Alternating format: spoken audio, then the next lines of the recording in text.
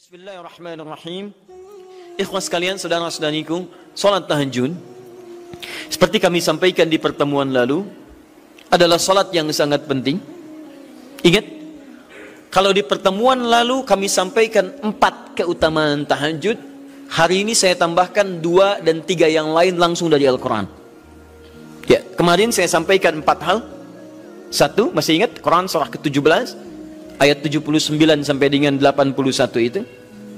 Orang yang rajin tahajud akan mendapatkan 4 keutamaan yang tidak didapatkan oleh orang-orang yang tidak tahajud, sekalipun sholat fardunya begitu khusyuk. Di antum sholat fardu khusyuk, bagus, tapi nggak tahajud, nggak dapat 4 keutamaan itu. Ini sudah saya bahas panjang lebar di pertemuan lalu, saya hanya sebutkan cepat saja. 1, Allah akan mengangkat karir, pekerjaan atau aktivitasnya di tempat yang terbaik. Ya, jadi kalau antum misalnya pengusaha atau orang karir di kantor dan sebagainya, itu akan cenderung kemudian ditolong oleh Allah, diangkat ke tempat yang terbaik. Terbaik itu tidak harus puncak yang paling tinggi, direktur, tidak misalnya, tapi tempat yang bisa membuat nyaman hidup Anda, sholat bisa nyaman, bergaul juga nyaman, dan tenang kehidupannya.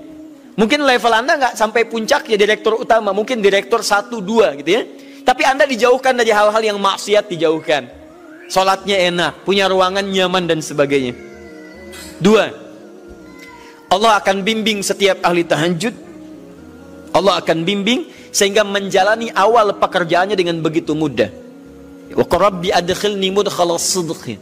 Ya Allah, tolong bimbing saya supaya mengawali pekerjaan dengan cara yang benar.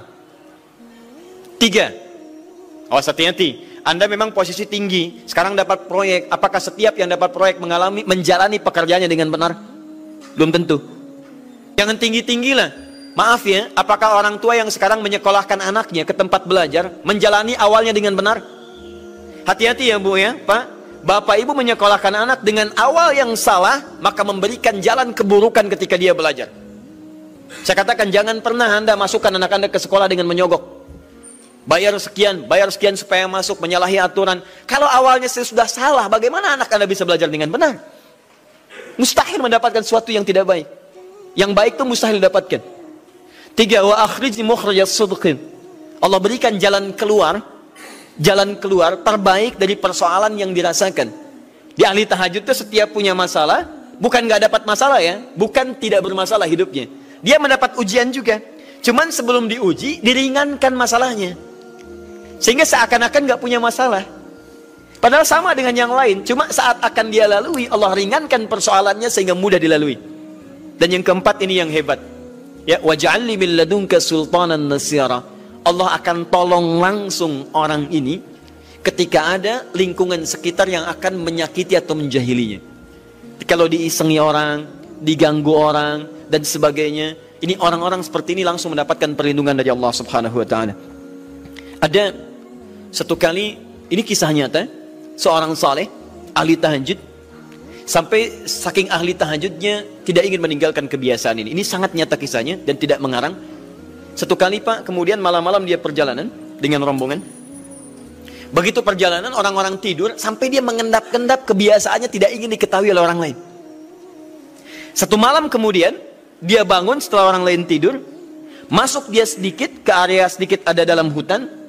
Begitu sedang menunaikan sholat, dia duga kemudian tidak ada orang lain yang melihatnya. Ternyata ada satu orang atau beberapa yang kemudian tergerak, mendengar suara dan menyaksikan kebiasaan dia. Anda tahu apa yang terjadi? Dan inilah yang disampaikan oleh orang-orang yang melihat itu. Begitu sedang sholat, teman-teman sekalian, tiba-tiba baru bertakbir malamnya, lompatlah dikisahkan seekor harimau di depannya. Dalam keadaan yang sudah lapar. Saya mau tanya pada Bapak Ibu, begitu sholat misalnya Allahu Akbar, tiba-tiba samping ada harimau. Wow. Apa yang dilakukan? Kabur. Udah gak panjang pikirnya, kabur ya kan?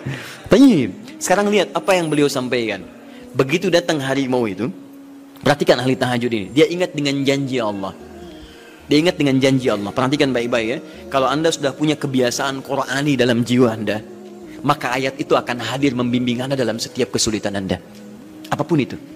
Nabi Yusuf dekat dengan Allah. Ketika digoda muncul ayatnya.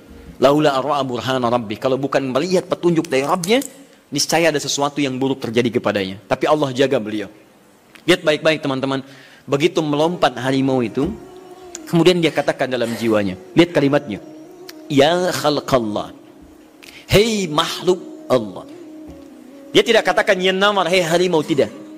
Kalau disebutkan harimaunya menunjuk pada zatnya, tapi dia lekatkan makhluk ini kepada penciptanya, hei makhluk Allah. Ya khalqallah, hei makhluk Allah. Jika saya memang rizki yang telah Allah tetapkan untukmu pada saat ini, maka saya ridho untuk engkau makan, silakan, tidak ada masalah. Kalau Allah tetapkan saya sebagai rizki untukmu pada saat ini, silahkan. Tapi kalau saya bukan menjadi rizki yang telah Allah tetapkan untukmu pada saat ini, maka jangan coba-coba ganggu ibadahku hari ini. Lihat kalimatnya, bukan jangan makan aku. Ingat, bukan jangan makan aku. Jangan coba-coba ganggu ibadahku saat ini, atau aku akan mohonkan pada Allah penciptamu untuk menghancurkan engkau saat ini juga. Perhatikan, dia minta jangan ganggu tahajudnya, bukan jangan makan dirinya. Apa yang terjadi ketika dikaitkan dengan ayat perlindungan tentang tahajudnya, maka tiba-tiba harimau ini pergi meninggalkannya, mengaum sekali langsung pergi. Anda bisa bayangkan, bisa nggak malam-malam begitu Anda sholat, tiba-tiba ada nyamuk misalnya, kan banyak tuh. Begitu Anda mulai disengat oleh nyamuk, diambil, Anda katakan, hei nyamuk, kalau ini memang rizki yang telah Allah tetapkan untukmu saat ini, sedot sebanyak-banyaknya, saya ikhlas. Tapi kalau bukan, jangan coba-coba ganggu saya. Atau saya mohonkan kepada Allah pencipta untuk menghancurkan engkau saat ini juga. Masya Allah. Kira-kira apa reaksi nyamuk? Makin banyak kayaknya. Coba cek. Berarti chemistry-nya harus lebih dibangun lagi. Tingkatkan. Itu waj'alni min ladunka sultanan nasira. Nah, maka teman-teman sekalian, dari 4 ini, kemudian Nabi menguatkan tentang itu sampai muncul ayat-ayat khusus dari Al-Quran untuk memberikan jaminan-jaminan. Ini tambahannya. Yang kelima, ini yang belum saya sampaikan pertemuan lalu. Kelima, salat tahajud itu adalah kebiasaan ahli surga saat di dunia. Jadi kalau Anda ingin melihat ahli surga yang hadir di dunia, salah satunya lihat kebiasaan salat malamnya. Bukan nonton bola. Dan tidak dikalahkan oleh bola. Dia nggak peduli mau Kroasia menang 2-1 lawan Inggris, dia nggak peduli. Ya, mau Prancis menang 1-0 lawan Belgia, dia nggak peduli. Pokoknya terserah, yang penting juaranya Prancis misalnya, gitu kan? Tidak. Dia nggak peduli, mau siapapun nggak ada masalah. Dan tidak dikalahkan. Jadi kalau Anda ingin melihat kebiasaan ahli surga saat di dunia, lihat kebiasaan malamnya. Kalau dia bangun dan mengalahkan semua kebiasaan malam ahli dunia, maka itulah ahli surga. Salah satu kebiasaannya. Ya, kalau nanti turunan dari tahajud yang muncul, nanti saya terangkan. Yang berhasil tahajud, ciri-cirinya begini. Jadi jangan dilihat setiap yang malam sholat itu disebut ahli tahajud, belum tentu, ada ciri-cirinya. Tapi ciri yang pertama, yang melekat kuat, kelihatan nampak, pertama adalah ciri ahli surga, dia memiliki kecenderungan untuk sering bangun malam. Dalilnya Quran surah ke-51 ayat 15 sampai dengan ayat ke-17-nya. Innal muttaqina fi jannatin wa 'uyun, sungguh di antara orang takwa itu nanti akan ada yang mendapatkan hadiah taman surga. Apa keistimewaannya? Akhidhina ma atahum rabbuhum innahum kanu qabla dzalika muhsinin. Sungguh kebiasaan mereka itu saat di surga, keutamaan surga, taman surga ini, mereka akan langsung mendapatkan semua kenikmatannya dari Allah langsung. Kalau surga lain diberikan lewildanun mukhalladun, pelayan surga. Di kalau antum ikhwan oleh bidadari surga, yang akhwat oleh pangeran-pangeran surga. Ganteng cantiknya nggak usah dibayangkan, tak terlukiskan. Ada hurun in, ada seperti mutiara, ada seperti berlian, oh, indah sekali. Dan kata Nabi, mala ainan ra'at wala udhulun sami'at wala khatara ala qalbi bashar. Ya, gak pernah dilihat di bumi. Dia mengantarkan bi aqwabi wa abariqa wa ka'sin min ma'in, bawa gelas-gelas yang berleburan mutiara, emas dan sebagainya. Gak seperti ini, gak ada merek Akhir TV di sana nanti. Ya, semuanya indah. Tapi gak terbayang. Tapi taman surga tidak. Allah langsung yang berikan tanpa perantara. Kun fayakun, gak usah dibayangkan, laisa kamitslihi syai', ada seketika. Tapi yang hebat, apa kebiasaan ini? Kata Al-Quran langsung, ini Allah yang mempersaksikan. Innahum kanu qabla dzalika muhsinin, mereka itu ahli ihsan saat di dunia. Ayat 17-nya, kanu qalila minal laili ma yahja'un. Mereka itu malamnya sedikit tidurnya.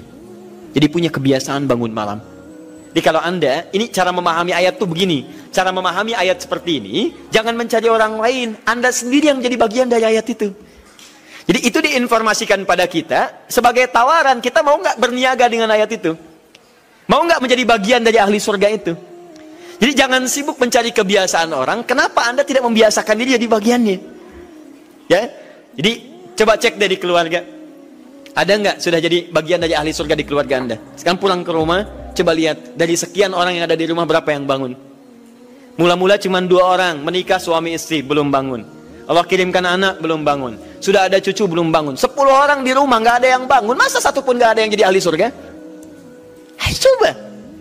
Makanya karena saking tingginya ayat ini, Nabi sampai membangunkan istrinya, membangunkan menantunya, membangunkan anaknya Fatimah Az-Zahra, menantunya Ali bin Abi Thalib. Dibangunkan oleh beliau, ayo bangun, bangun, bangun. Saking inginnya keluarga Nabi terpancar cahaya surga sejak mulai di dunianya. Teman-teman pulang ke rumah ya, coba lihat tuh. Anak-anak yang di pesantren kalau pulang dan sebagainya, malam bangun gak dia? Coba biasakan, bangun, bangun, bangun. Dan Anda akan rasakan hal yang sangat berbeda. 2. Tadi tambah 1 ya, berarti 5. Sekarang yang ke-6. Orang-orang yang rajin bangun malam, itu orang-orang yang mendapatkan pujian langsung dari Allah Subhanahu wa ta'ala. Jadi kalau Anda ingin melihat orang yang dipuji Allah, itu lihat orang yang sering bangun malam, tahajud. Di antara dalilnya, Quran surah ke-32 ayat ke-16. Tatajafa junubuhum 'anil madaji' yad'una rabbahum khawfan wa tama'a wa mimma razaqnahum yunfiqun. Setelah kita sujud itu ayat sajadah, Allah terangkan. Itu indah sekali kaitannya. Nih, di antara orang sujud ini ada yang lebih hebat lagi. Kalau Anda sholat subuh baca misalnya ayat sajadah, sujud, Allah terangkan. Di antara sifat orang yang rajin sujud ini adalah orang-orang yang rajin tahajud. Tatajafa junubuhum 'anil madaji'.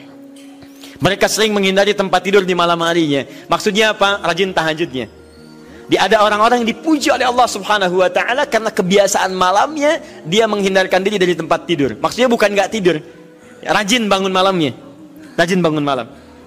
Bapak Ibu kurang apa lagi ya? Kalau ada orang dipuji misalnya saat di dunia, presiden memuji seseorang, artinya presiden menyukai dia. Artinya presiden menjamin kemudahan baginya. Kalau ada orang yang dipuji Allah, artinya Allah mencintai dia dan menjamin kemudahan dalam kehidupannya. Maka dekati orang-orang seperti ini.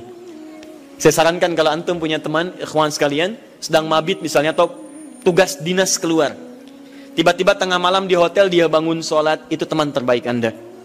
Saya katakan pada Anda, tandai orang ini dan dekati dia saat di kantor. Bangun ukhuwah dengannya, persahabatan dengannya. Maka ketika Anda mendekati orang-orang yang dipuji oleh Allah, maka Anda pun akan kedapatan bagian dari pujiannya. Karena mustahil orang yang dijaga oleh Allah mengajak Anda pada maksiat. Itu mustahil. Mustahil. Sama teman-teman yang masih di kampus, kalau malam-malam misalnya di asrama atau pulang tiba-tiba ada orang-orang yang kelihatan sholat malam, dekati orang ini. Jadilah bagian dari sahabatnya. Dan dengan itu saya ajak, coba cek pasangan hidup Anda. Jangan-jangan selama ini Anda berdua belum mendapati sesuatu yang terbaik. Kalau ibu ingin suaminya dipuji oleh Allah Subhanahu wa ta'ala, maka bangunkan malamnya supaya dia sholat. Kalau istri Anda ingin dipuji oleh Allah Subhanahu wa ta'ala, bangunkan malamnya supaya dia sholat. Dan kalau bisa keduanya kompak. Pernah kan saya sampaikan di pertemuan lalu, Nabi menyampaikan, lihat rahimallahu mra'an atau rajulan, Allah merahmati seorang lelaki, kemudian yang bangun di pertengahan malam dia sholat, lantas membangunkan istrinya dan mencipratan air di wajah istrinya supaya dia bangun menunaikan sholat malam. Seperti Allah merahmati seorang istri yang bangun di malam hari untuk sholat, kemudian dia mencipratan air di wajah suaminya supaya bangun untuk sholat. Saking tingginya mendapatkan pujian Allah, sampai kata Nabi SAW, ayo bangunkan istrimu sekalipun kau cipratan air di wajahnya. Tapi mohon izin Bu ya, maksud hadis itu kalau sudah ada komitmen dan rencana bangun di malam harinya. Ingat ya, bukan ibu ngaji sekarang suami nggak hadir, terus dengar itu terus nggak punya rencana. Aduh saya pengen suami dipuji Allah, masya Allah, malam-malam segayung Pak. Mama kenapa? Hadis Nabi Pak. Oh hadis Nabi. Aduh siapa yang ngajarin? Nah, itu yang repot. Paham ya? Baik. Sudah yang terakhir, ini menunjuk pada keutamaan tahajud. Kemarin 4 saya tambahkan jadi 3. 1, masih ingat tadi yang pertama Pak? Allah Subhanahu wa ta'ala menjamin ia sebagai ahli surga, kebiasaan yang ada di dunia. Yang kedua, Allah memuji orang ini. Dan yang ketiga, tahajud itu kebiasaan orang soleh yang ditekankan oleh Al-Quran dan hadis Nabi SAW. kebiasaan orang-orang saleh. Jadi kalau yang pertama ahli surga, kedua dipuji Allah, yang ketiga langsung dikuatkan orang-orang saleh. Dan orang-orang saleh itu, mohon izin ya, maaf, orang saleh itu tempatnya saat di surga itu sesurga dengan semua nabi. Semua nabi dan rasul.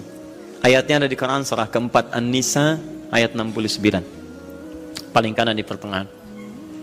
وَمَنْ يُطِعِ اللَّهَ وَالرَّسُولَ فَأُولَٰئِكَ مَعَ الَّذِينَ أَنْعَمَ اللَّهُ عَلَيْهِمْ مِنَ النَّبِيِّينَ وَالصِّدِّيقِينَ وَالشُّهَدَاءِ وَالصَّالِحِينَ وَحَسُنَ أُولَٰئِكَ رَفِيقًا. Siapa yang mau menaati Allah dan Rasulnya, maka dia bisa sesurga dengan orang-orang yang telah Allah berikan jaminan nikmat surga untuk mereka. Di antara mereka para nabi, awas, para syuhada, siddiqin, orang-orang jujur, wassalihin, orang-orang saleh. Ini syahidnya di ayat ini bahwa orang-orang saleh akan sesurga bersama semua nabi. Saya pernah katakan pada Anda, kalau beberapa nabi saja, maka bahasa Arabnya bukan nabiyin, tapi anbiya. Anbiya. Karena itu ada surah ke-21, surah Al-Anbiya. Di situ dikisahkan beberapa nabi saja. Puncaknya di Quran surah 21 ayat 83 sampai 90. Di situ ada kisah Nabi Zakaria, kisah Nabi Yunus, kisah Nabi Ayub dan sebagainya. Anda bisa baca itu, ada turunan para nabi, tapi tidak semua nabi dikisahkan. Tapi kalau Anda ingin sesurga dengan semua nabi tanpa kecuali, maka Anda kerjakan sebagai orang soleh saat di dunia, ada peluang mendapatinya. Nah, ciri orang soleh yang ditekankan itu, dia adalah orang-orang yang rajin bangun malam saat dia berada di dunia. Itu yang disampaikan tekanannya di Quran surah ke-76 Al-Insan ayat ke-26. Wa minal laili fasjud lahu wasabbihhu lailan tawila. Dan di antara sementara malam, tidak usah sepanjang malamnya, tapi sebagian malam cari waktu untuk banyak bersujud kepada Allah dan memperbanyak tasbih kepadanya.